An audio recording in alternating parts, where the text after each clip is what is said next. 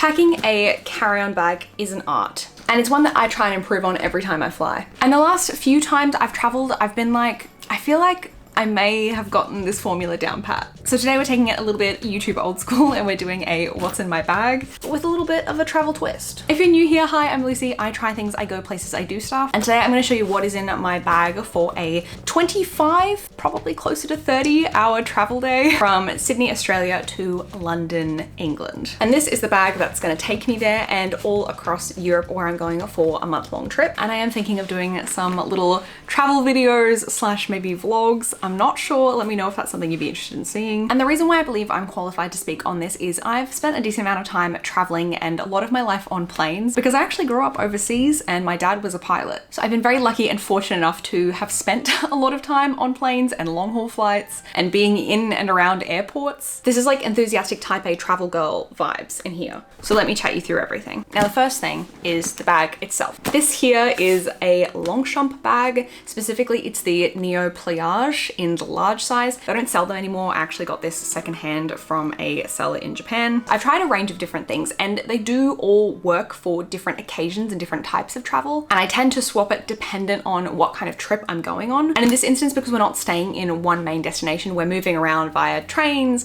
and other modes of transport. I wanted something that could also double up as a bag to be used throughout the day. But ideally, I find that I most enjoy a bag that is soft, easily cleanable, or something you're not precious about, so you're not worried about chucking it on the floor or up in the overhead, able to be zipped up and also have a crossbody strap. And that's what I tend to gravitate towards. So I'm gonna tell you the true secret to having a organized, well-structured travel bag. I don't think anyone's ever thought of this before, it's gonna blow your mind. It's to have just a bunch of pouches. Pouch, another pouch. Especially because this bag is just a big tote with only one small internal pocket. Pouches are the way. Even with bags that have inbuilt storage, pouches are the way. If there's anything to take away from this video, pouches are so helpful for keeping everything organized and stopping everything from just becoming like a jumbled soup of travel anxiety and stress. So in this travel bag, I have 1, 2, 3, 4 pouches. And you can see once I've taken the pouches out, there's not like much else floating around loose in the bag. So when you're looking for things at the airport, which you do have to do pretty often, it's pretty easy.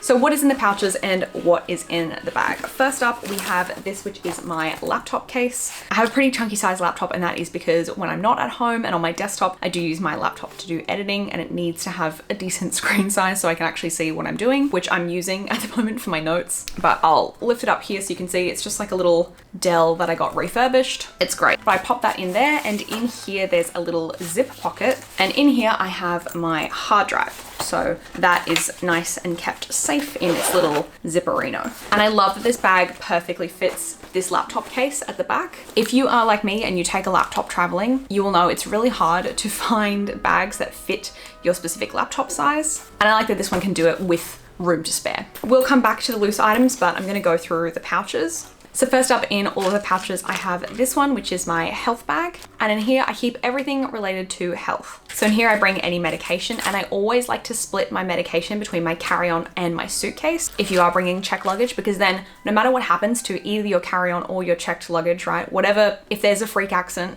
you know, touch wood, hoping there's not. But depending on where you're traveling to, it could be tricky for you to get the medication you need. So I always bring one lot in my hand luggage, one lot in my suitcase. Then I also have a little mini pill case. This was in my Melody one, but the face has rubbed off, so it looks a little spooky. But in here I pack things like ibuprofen, Panadol, antihistamines, just anything that you might reach for, especially on a really long flight. There is nothing worse than being on a long flight and then getting a headache or having your allergies set off or something like that. So it's nice to have that kind of, you know, situational kind of things. Also, it's nice to have if someone else that you're traveling with or even like a random person needs one, you have one on you. Then I always try to bring some kind of hydration drink, because to fly is to become dehydrated. And recently I've been testing and trying this one from the Collagen Co, who are also kindly sponsoring this portion of the video. If you guys don't know the Collagen Co, they're an Australian company whose mission is to help you glow from the inside out. And they have a range of different collagen products all designed to fit in with your routine. And their new product, which I personally was very excited for,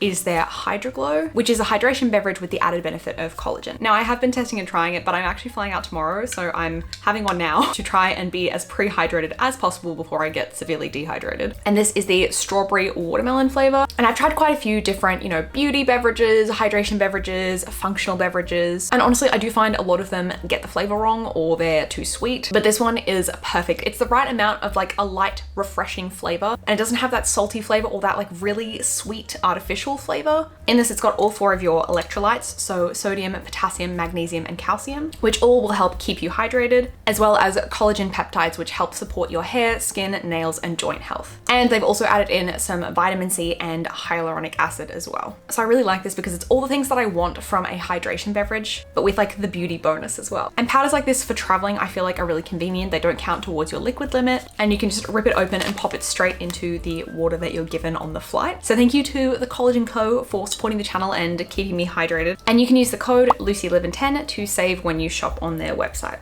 So I've got those there, and I really like taking some ginger candies.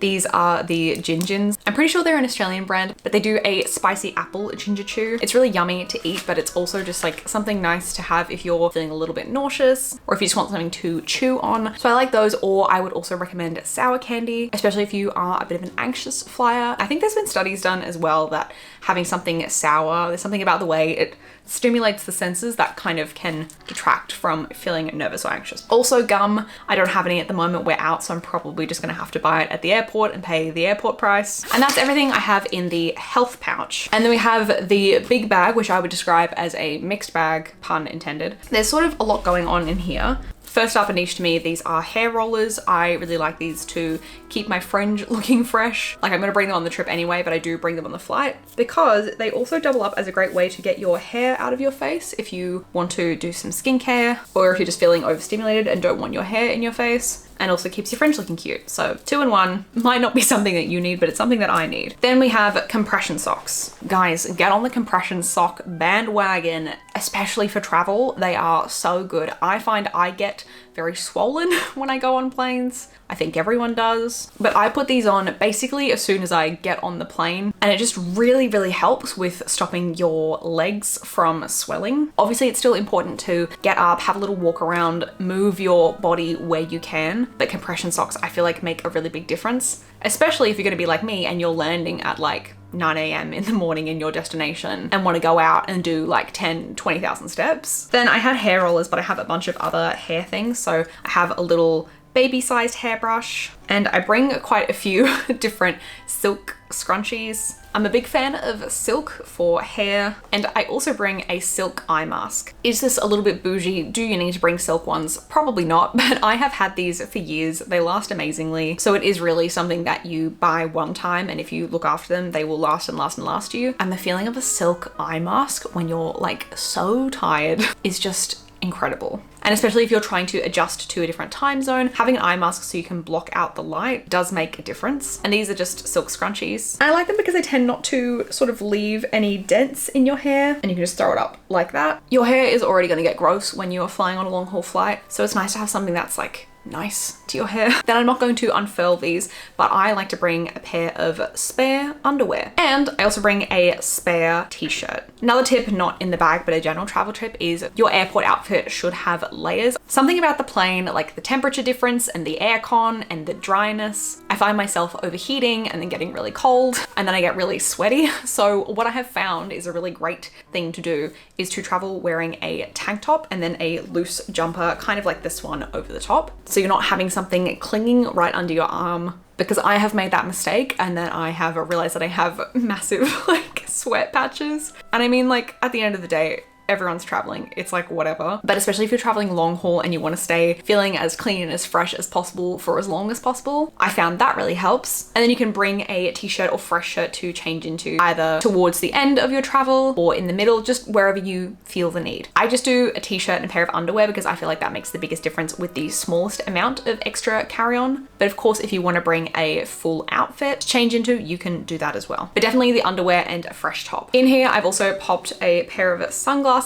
This is a pair that I'm not too precious about, not too worried about, so I've just popped them in there. This one is a newish addition, but this is a powder dry shampoo. I picked this up in Japan, but I think you can get these online. But it's basically really cute and small, and this is like a little powder puff, and so you can just tap it into your bangs. I'm not going to do it now because I will say it definitely is a lot of product to have in your hair. But basically you use this and you just tap it into your bangs and it takes all of that oily, greasy shine away. Still going to wash my hair on the other end. The feeling of the post-flight shower is just unmatched, but it's handy to have. And again, if you are landing and going straight into a day of activities and you just want to freshen up, look human again, this is a really great option. And then the rest of what is in here is I have a little pocket packet of tissues, some pimple patches, because I always break out like mid-flight. Something about crossing international borders, like all of the underlying pimples on my face are like, it's our time. We're also going on a trip. So these little pocket patches, these ones are from the Breakout Hack. And I don't know if you can see, but they're little like shells, croissants, coffees. They're just cute and fun. And I like the portable packaging. And then I literally just have a couple of bits of makeup. And I typically also don't wear makeup on a flight. But if like in my specific circumstance, you are getting off the plane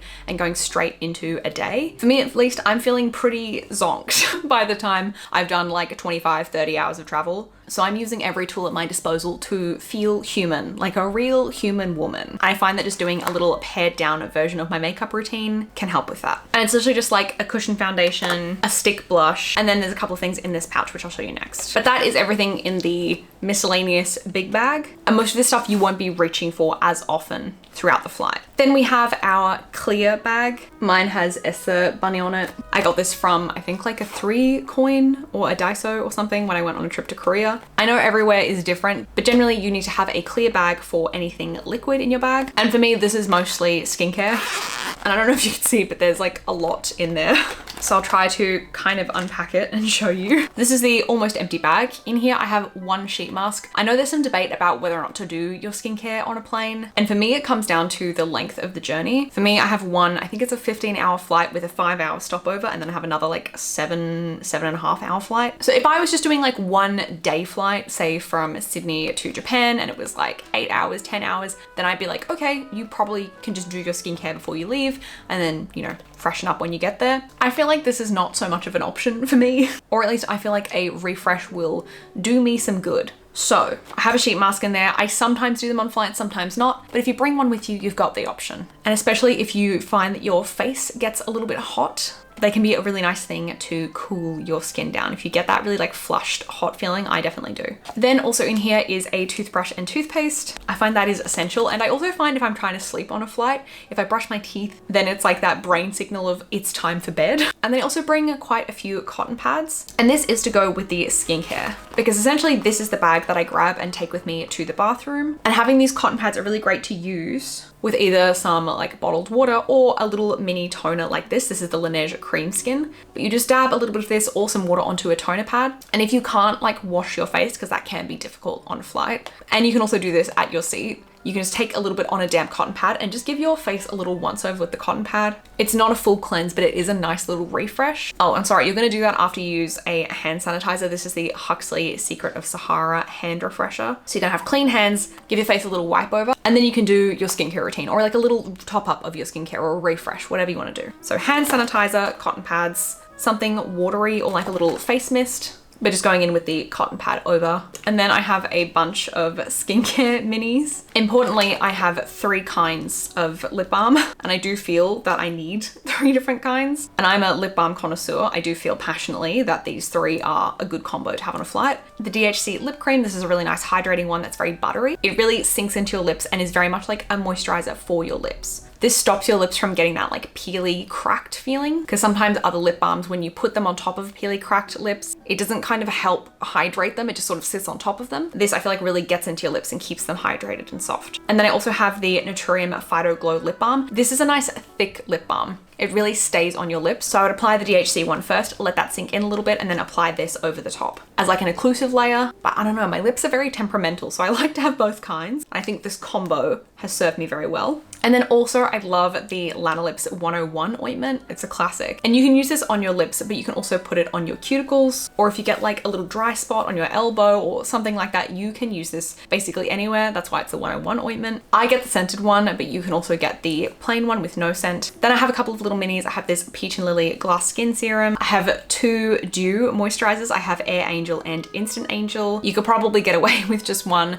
but I find sometimes I want something more thick and creamy, and sometimes I want something more lightweight. I should also preface this by saying like I'm a skincare freak, so this may seem like overkill for a lot of people, and that is so fine, but I like it. I also bring a cleanser. I don't always think I'm going to get a cleanse in on a flight, but sometimes, you know, it just depends on the bathroom or at the airport potentially. So I just have a little mini of the Fresh Soy face cleanser. It's super gentle. It's just a tiny little baby tube, so it's there as an option. The Summer Fridays jet lag mask. I love this product. I think it's so good. And I have this little baby mini. I can use this on its own, or I can layer it on top of a moisturizer for some more hydration. And then I also have the Mecca to Save Face sunscreen in a little baby size. Again, because I'm going straight into my day, I want to make sure I have SPF sun protection. And also I should say all of these little skincare minis, it can feel like overkill, but equally, again, if something happened to bags, I do have like essentially a little full skincare routine ready to go. And then the only other things I have in there are a little cuticle oil pen. I just get really dry, guys. I think you'll notice a theme of hydration and dryness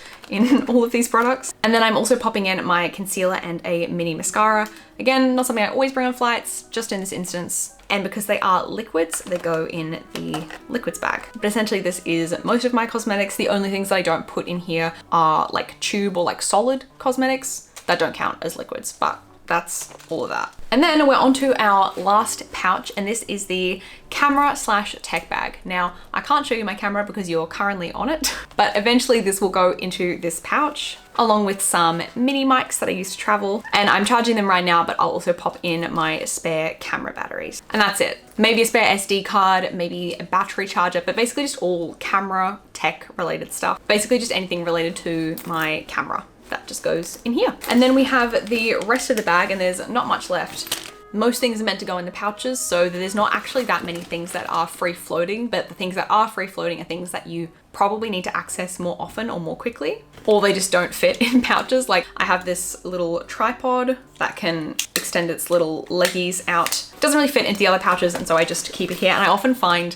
things like this, security will often be like, what is that? And you end up having to like take it out and show it to them anyway. So if I have it just in the bag, it's just easier. I also have my glasses, and I've just popped them in a soft case, passport and wallet. Other than the fact that I obviously just like pink, I don't know if you could tell or notice throughout the video, I find that these being brighter colored can really help when you're trying to grab them really quickly. I mean, this is just the wallet that I use every day, but for the passport holder, I find it really helpful to have this as opposed just to the navy. It's very bright. I can see it in my bag and really just reach for it so quickly. A muesli bar, honestly, a lot of the time on flights, there's enough food and snacks happening, but it's always when you do really want something to eat and you're really hungry that there is nothing. So just having an emergency snack. A foldable tote bag. This one is super cute from Variety Hour. It's a Melbourne-based brand, and it folds out like pretty big actually, and has this super cute pattern, and you can just stuff it in like that. They're just so handy to have on hand. You never know, and they're very lightweight and they fit right into your bag. And technically this is my one piece of carry-on, but I'm actually allowed two. So if for whatever reason I needed to carry something extra, I could have this bag out and that would be fine. Then of course you're always gonna wanna have a little pen. You always need a pen at the airport. And my little earbuds as well.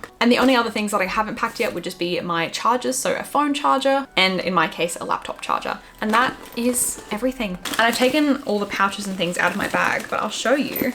It takes me like 2 seconds to repack the bag because everything is just in these pouches. Like that's it. I repacked the bag. It's all ready to go. It's a little chunky, but honestly, most of the time it's going to be on the floor of the aircraft or in the overhead. And it just has everything I need to try and make long haul travel as comfy as possible when you're just like a little meat puppet rattling around in a tin can for 30 hours. I don't know if I mentioned, but I'm literally leaving tomorrow morning. So this is genuinely like, I've packed this, I'm going on the journey. Like this is real.